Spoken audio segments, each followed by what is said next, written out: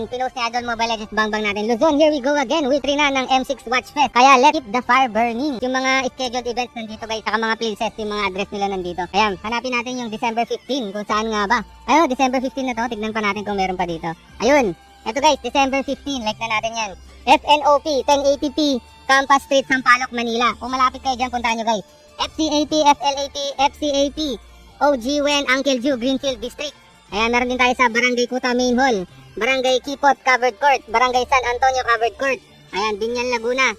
Tapos Bureau of Fire Protection, Tanay Rizal. Tapos meron pa tayo sa Maheso sa Covered Court.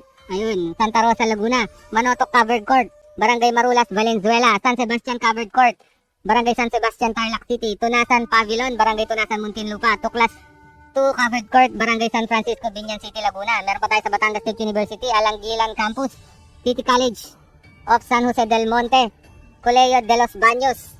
Tapos Alegna Cafe sa San Pedro, Laguna, Bert Brew sa Paco, Manila, Bright Hub Study Lounge and Co-working Space sa Batangas City, Dazen G sa Rodriguez Rizal, Montalban, Tarafas Cafe, Batigan, Binangon, Rizal, at saka sa Gateway Mall 2, Skyview area, Quantum Skyview area, Market, Topiary Park, Topiary area, McKinley, PKWY Taguig. Ayun. Eto na guys, kung malapit kayo dito sa mga places na binanggit ko guys, puntahan nyo guys. Meron tayong Watch Fest Week 3 doon mga lods.